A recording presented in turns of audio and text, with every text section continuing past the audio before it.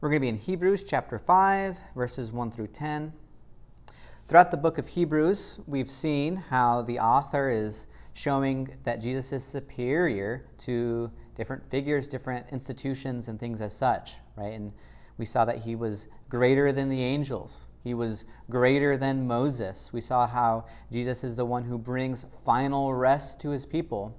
So here in Hebrews chapter 5, we see that the author is comparing and contrasting Jesus, and he does so in such a way where we see that Jesus is a high priest, but he's greater than any high priest that there ever was or ever will be. So in verse 1, we see that the office of high priest is described and how that is fulfilled in the person of Jesus. We saw how the high priest is able to identify with his people in verses 2 through 3, and how Jesus identifies with his people in 7 through 8, and how high priests are appointed to their office in verse 4, and how Jesus was appointed to his office in verses 5 through 6. And so let's just go ahead and look at this. The office of high priest in verse 1. For every high priest chosen from among men is appointed to act on behalf of men in relation to God, to offer gifts and sacrifices for sins. So every high priest, they are chosen among men, and they need to be chosen among men because they act on behalf of men in relation to God. They serve as mediators between God and humanity. And their job is to offer gifts and sacrifices for sins. Right, amongst other things, but in this context, it's to offer gifts and sacrifices for sins. So they are to do this. And we see that he identifies with his people, with the people in verses 2 through 3. He can deal gently with the ignorant and the wayward, since he himself is beset with weakness. Because of this, he is obligated to offer sacrifices for his own sins, just as he does of the people. Right? So the people are beset with weaknesses. He himself is beset with sin. Right? So sin, weakness. And he identifies with the people because he's a sinful human being. And then in verse 4, we see how they're appointed to the office. And no one takes this honor for himself, but only when called by God, just as Aaron was. Right? So this is something that God must bestow on a person to be a high priest, just as Aaron was. Now he shows us how Jesus is this greater high priest.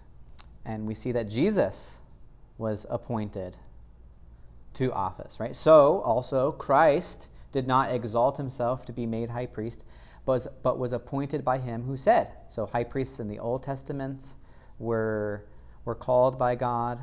We see that Jesus was appointed for this office as well. And we see that as he alludes to Psalm chapter 2, which we've talked about. You are my son, today I have begotten you. And he's the great Davidic king in fulfillment of the covenant in 2 Samuel 7.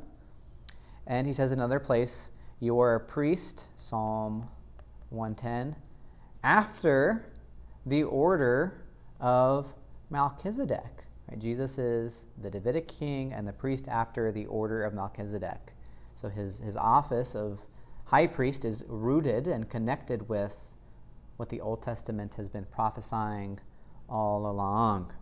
And we see that Jesus identifies with his people with a very important distinction, of course. So we'll read 7 and 8. In the days of his flesh, Jesus offered up prayers and supplications with loud cries and tears to him who was able to save him from death. And he was heard, Jesus was heard, because of his reverence. Although he was a son, he learned obedience through what he suffered. We'll come back to what I think this is communicating. But the point so far is Jesus is able to identify with his people because Jesus was suffering, and Jesus suffered and he experienced pain in this broken world, and he was heard because of his reverence. So Jesus identifies with human suffering. Now, the important nuance, of course, is in verses 2 and 3, is that the high priest is obligated to offer sacrifices for his own sins. But Jesus, as we saw in Hebrews chapter 4, is sinless. He never sinned. He was tempted, but never sinned. He never fell short. And yet, he is able to identify with human suffering. And then in verse 9, we see that Jesus has the new and better office of high priest in verses 9 and 10. And being made perfect, we'll come back to that, he became the source of eternal salvation to all who obey him, being designated by God, right, coming to this idea of appointment here again, as right, Jesus was appointed as a human, as high priest, after the order of Melchizedek. Jesus is a high priest, not after the order of Aaron, but after the order of Melchizedek. Right? Jesus is the great high priest in fulfillment of Psalm 110, and the great Davidic king in fulfillment of Psalm 1:2 and Psalm 110. So just a quick word here about this idea of learning obedience and being made perfect. Right? So we already saw that Jesus is sinless in Hebrews chapter 4. So when it's talking about learning obedience, it's not because he learned obedience because he disobeyed in any way. Right? He's talking about the humanity of Jesus in terms of his high priest. Right? Jesus was fully human, and he's able to represent humanity because he is fully human. Right? You need to be appointed among men. You need to have a mediator, someone from among men. That's who Jesus is, right? And he learned that through suffering. Sometimes in suffering, we want to cave and run away from the things of God, but Jesus never did. He was always obedient. He learned what it meant to obey God as a human through what he suffered, and always prayed to God, offered supplications for God, and feared God because he was seeking to bring glory to him in all that he did. So, this idea, and he being made perfect, once again, not Jesus, as we've seen throughout the book of Hebrews, is already perfect in two ways. One, he never sinned. Two, he's fully God, and God is perfect. So, what does it mean then that Jesus was made perfect? Well, this word perfect is a word that's often used in the Septuagint, which is the Greek translation of the Bible. It's often used in contexts that describe the act of consecrating a priest to office.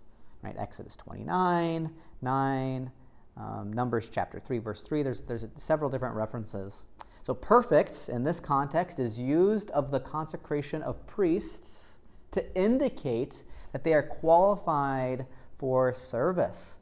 Certain people in the Old Testament met certain qualifications, and as such, they were able to be consecrated for the priesthood.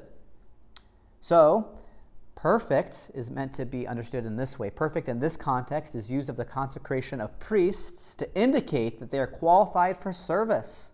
So perfect is used of the consecration of Jesus to indicate that he is qualified for service. And he's qualified for service because he always obeyed in the midst of suffering. He had reverence to God. He was designated as a high priest. Jesus, in other words, is a legitimate high priest acting in behalf of men in relation to God, and was, as we'll see throughout the book of Hebrews, offering his own body as a gift to bring reconciliation between God and man.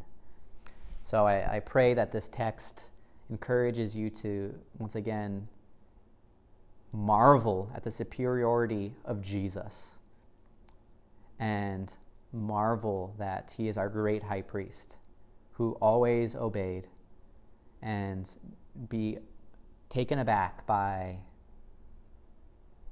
who Jesus is and what he has done. See you guys next time.